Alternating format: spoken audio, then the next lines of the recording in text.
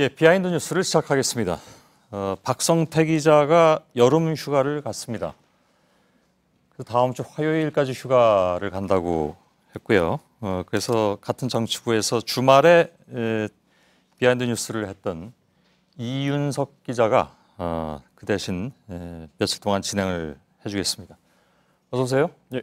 예. 자, 오늘 첫 키워드를 열어볼까요? 네, 첫 번째 키워드 보겠습니다. 바로 냉정과 열정 사이입니다. 예. 오늘 오전 민주당 우원식 원내대표가요, 갑자기 예정에 없던 기자간담회를 자청을 했습니다. 예. 이 몇몇 언론이 아침에 이 추미애 대표와 우원식 원내대표의 갈등설을 크게 보도했기 때문인데요. 예. 먼저 우 원내대표의 얘기를 잠깐 보시겠습니다. 예. 당대표와 원내대표 간에 좀 갈등이 있는 것으로 비춰진 것에 대해서는 저도 유감스럽게 생각합니다. 그리고 그건 그렇게 사실이 아닙니다. 늘 협의하고 그리고 상의하고 그렇게 해가고 있다는 점들을 말씀드리고. 예. 일단 좀 봉합을 하는 모습이네요. 원래 이 갈등설이 나온 계기가 이제 추경 반토막 이 발언 때문이잖아요. 예, 맞습니다. 추경의 성과와 관련된 얘기를 하다가 그런 얘기가 나왔는데요. 예. 어떤 발언이었는지 먼저 보도록 하겠습니다. 예. 야당의 반대로 공공 일자리의 핵심인 중앙직 공무원 일자리는 사실상 반토막이 되었습니다. SNS 등에서 누더기니 반토막이냐 하는 폄훼를 하는 분들이 있습니다. 치열한 협상의 전선에서 얻은 성과이기 때문에 그 당사자의 한 사람으로서 모욕감마저 느낍니다. 그 당초 추경안에서 이 중앙공무원을 4,500명 증원하기로 했다가 여야가 합의 과정에서 2,500여 명으로 줄여서 통과를 시켰잖아요. 예. 이거를 얘기하는 건데요. 공교롭게도 두 사람의 발언 모두에 반토막이란 단어가 들어가면서 마치 우 원내대표가 반박을 하는 것처럼 모양새가 됐습니다. 예. 이 추 대표 측은 야당을, 또 우 원내대표 측은 소셜미디어에서의 일부 지지자를 향해서 했던 발언이라고 설명하기도 했습니다. 예. 아무튼 뭐 실제로 두 사람은 현장에서는 어떻던가요?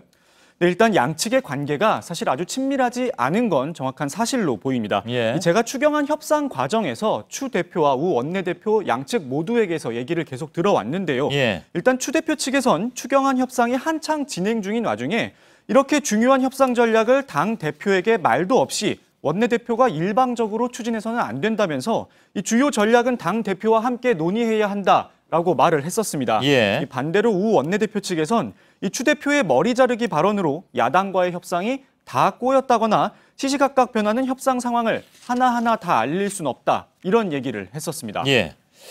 자, 두 번째 키워드로 넘어가겠습니다. 두 번째 키워드를 좀 열어보죠. 네, 두 번째 키워드를 보겠습니다. 예. 바로 국가의 폭력입니다. 예. 어제 대법원이 박근혜 전 대통령 재판을 비롯해서 주요 사건의 하급심 재판정 TV 생중계를 허용하기로 결정을 했다는 걸 저희가 보도를 해드렸는데요. 예. 오늘 자유한국당 윤상현 의원이 자신의 페이스북을 통해 국가의 폭력이라고 반발했습니다. 예. 그런가요? 인민재판이라는 얘기도 한 것 같은데. 네, 맞습니다. 구체적인 내용을 같이 보도록 하겠습니다. 예.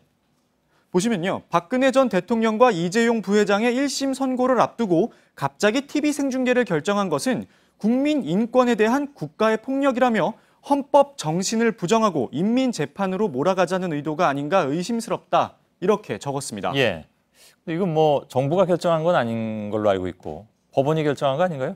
네, 맞습니다. 이번 예. 결정은 대법관 전원회의에서 결정된 겁니다. 예. 이 피고인의 동의가 없더라도 공적 이익이 더 크다고 판단을 할 경우에 한해서만 생중계를 허용한다는 건데요. 예. 앞서 지난달에 법원 행정처가 전국 판사 2,900여 명을 대상으로 설문조사를 실시했습니다. 이때 응답자 1,013명 가운데 67.8%가 재판장 허가에 따라 재판 과정 전부나 일부를 중계할 수 있어야 한다고 답하기도 했습니다. 예. 아까 이제 팩트체크에서도 이 문제는 아까 다루긴 했습니다만 아무튼 알겠습니다. 마지막 키워드는요? 네, 마지막 키워드 보겠습니다. 좀 길고 복잡합니다. 산업통상자원중소벤처기업위원회입니다. 이 새 정부의 정부조직법 통과에 따라서 장관급인 중소벤처기업부가 새로 생겼잖아요. 예. 이에 따라서 국회 상임위 명칭도 변경이 된 겁니다. 잠깐 보시겠습니다. 예.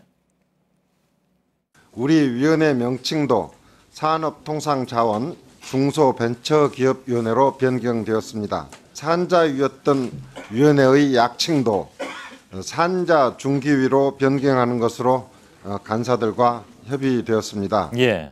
예, 국회 사무처에 따르면요, 이 상임위 이름 가운데 역대 가장 긴 이름이라고 합니다. 지금 보시면 기존에 가장 길었던 미래창조과학방송통신위원회보다 2자가 더 많습니다. 예.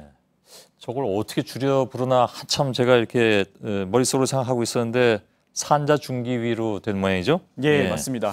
뭐 그래도 약칭도 기네요. 일단 보니까. 예, 뭐 상임위 관계자들 사이에서도 이거를 줄여보려는 시도가 있긴 있었다고 하는데요. 예, 예. 두 부처 모두 자기네 이름이 다 들어가길 원하고 또 의미나 모든 것들을 고려했을 때 다 넣되 딱 반반씩 그리고 예. 약칭 역시 산자중기위로 반반 넣기로 결정을 했다고 합니다. 참고로 복잡하네요. 예. 지난 정권에서 이제 미래창조과학부가 처음 탄생했을 때도 약칭을 놓고 미창과부로 할 것이냐 어떻게 부를 것이냐 놓고 설왕설래가 있었는데 예. 아무래도 정부 조직이 새로 바뀔 때마다 반복되는 하나의 에피소드로 볼 수 있을 것 같습니다. 예, 예. 산업통상자원중소벤처기업위원회. 의원들도 헷갈릴 것 같습니다. 예. 자기가 속한 위원회 이름을 다 외우는 의원 다 외우겠죠, 설마 아니? 예. 알겠습니다. 박성태 기자하고 할 때는 말 그대로 비하인드 뉴스 뒷얘기 같았는데 이윤석 기자하고 하니까 굉장히 학구적인 분위기가 된 것 같습니다. 공부 잘했습니다. 예. 뒷이야기를 잘 전할 수 있도록 노력하겠습니다. 예, 알겠습니다. 아닙니다. 재미있었습니다. 예, 수고했습니다.